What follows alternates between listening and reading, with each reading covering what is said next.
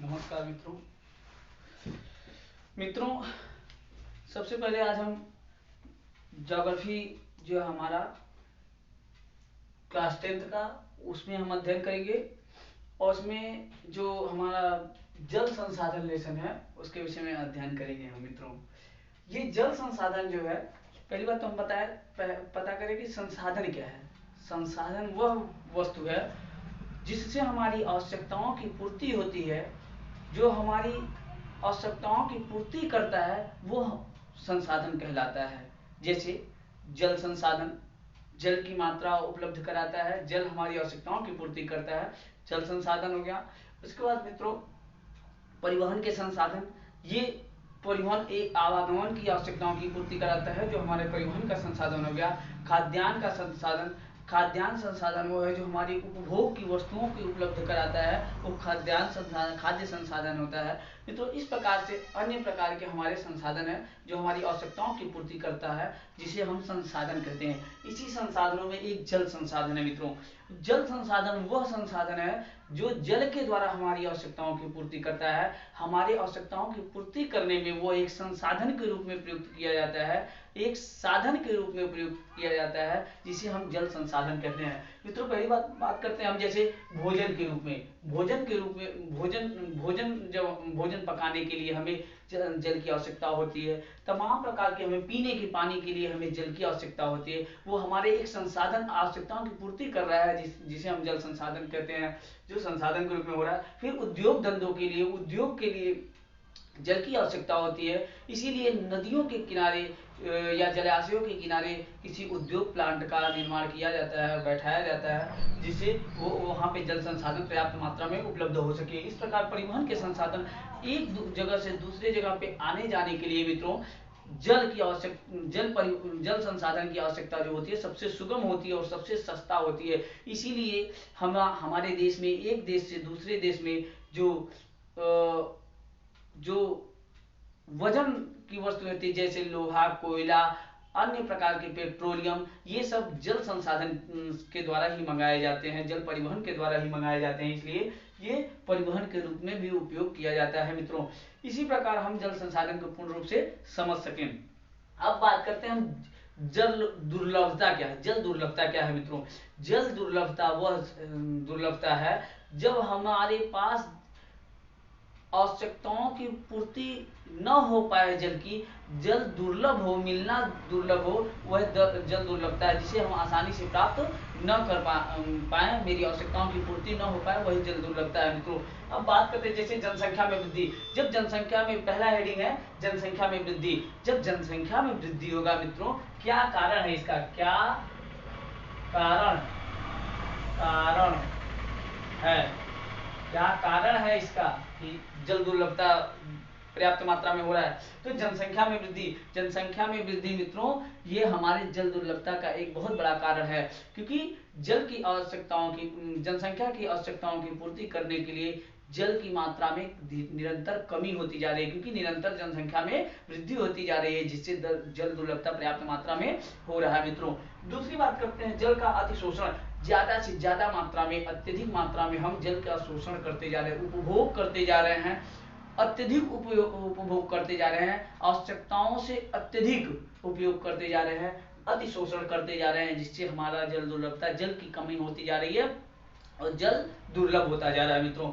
अब तीसरी बात करते हैं हम जल का अत्यधिक प्रयोग। जब जल का अत्यधिक प्रयोग करेंगे मित्रों, आज हमें जल पीने की आवश्यकता हो, ज्यादा से ज्यादा मात्रा में उपलब्ध होना चाहिए, बट हम ज्यादा से ज्यादा मात्रा में जल का अत्यधिक उपयोग करते हैं। गाड़ियों को धोने में ज्यादा से ज्यादा मात्रा में हम जल को बहा देते हैं, तमाम प्रकार के कूड़े कचरे उसमें फेंक करके उसे बर्बाद कर देते हैं, जो अत्यधिक उपयोग और अत्यधिक शोषण के द्वारा ये जल दुर्लभता होती है मित्रों। अब तीसरी बात करते हैं हम मित्रों, जल का अत्यधिक प्रयोग हो गया, और चौथा है समाज में जल संसाधनों का असमान वितरण।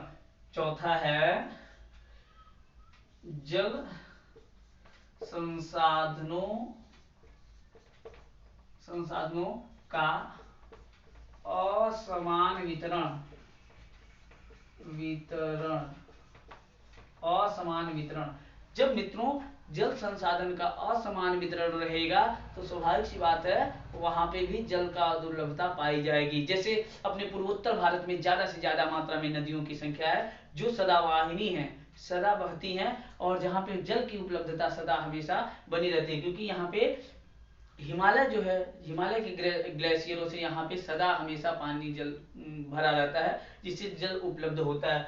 बट वहीं दक्षिण भारत में जल की मात्रा कम होती है, क्योंकि वहाँ पे अल्पकालिक मौसमी नदियां पाई जाती हैं, जहाँ पे मौसम के अनुसार मानसून आने के समय जब वर्षा होती है तो वहां पे उसमें जल की उपलब्धता पर्याप्त मात्रा में पाया जाता है, नहीं तो अन्य समय वहां पे जल की कमी पाई जाती है, जिससे यहाँ पे कम शोषण किया जाता है। बट पूर्वोत्तर भारत में हमारे ज्यादा से ज्यादा मात्रा में जल का अत्यधिक शोषण किया जाता है, क्योंकि पर्याप्त मात्रा में जल उपलब्ध है। वह अनुपलब्धता आप महाराष्ट्र और दक्षिण भारत के लोगों से पूछिए कि जल की कीमत क्या है, किस तरीके से जल की किल्लत होती है, तो आपको पता चलेगा कि जल के असमान वितरण होने से और जल की कमी होने से क्या समस्याएं उत्पन्न हो सकती हैं। अब बात करते हैं मित्रों हम जल का प्रदूषित होना। पांचवा है जल का प्रदूषित होना। देखिए यहां लिख दे रहे हैं जल का प्रदूषित होना, प्रदूषित होना, जल का प्रदूषित होना। मित्रों जब जल अत्यधिक मात्रा में प्रदूषित होता जाएगा तो भी जल की मात्रा में कमी होती जाएगी, क्योंकि जल नष्ट होते जाएंगे, जलाशय नष्ट होते जाएंगे, नदियां प्रदूषित होती जाएंगी, जिससे जल उपयोग करने योग्य नहीं हो जाएगा, उपभोग करने योग्य नहीं होगा, जिससे हम उसकी अपनी आवश्यकताओं की पूर्ति करें। जैसे आप यहीं पे आपके बगल में ये उनवल के पास जो आमी नदी बहती है, आपके आमी नदी हो गई, गोमती नदी हो गई, दामोदर नदी हो गई, पेरियार नदी हो गई, ये सब प्रदूषित नदियां हैं।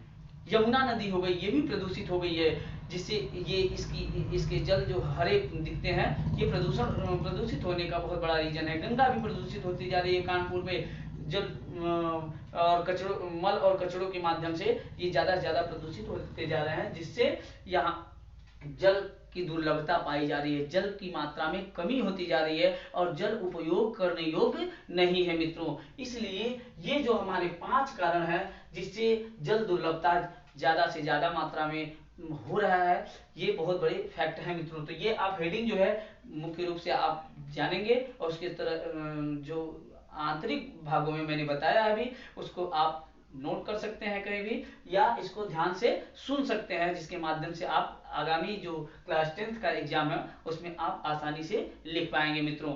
नमस्कार मित्रों, इसे ज्यादा से ज्यादा आप सब्सक्राइब करिए चैनल को, और अपने अन्य मित्रों के पास शेयर करिए जो क्लास 10th के बोर्ड के एग्जाम देने वाले हैं, या अन्य मित्र जो आगामी क्लास 10th में आएंगे उनके पास भी आप शेयर कर सकते हैं, जिससे वो आसानी से पढ़ सकते हैं और अपनी आवश्यकताओं की पूर्ति कर सकते हैं। आगामी भविष्य में जो उनका क्लास 10th का एग्जाम होगा उसमें वो बेहतर कर सकते हैं मित्रों।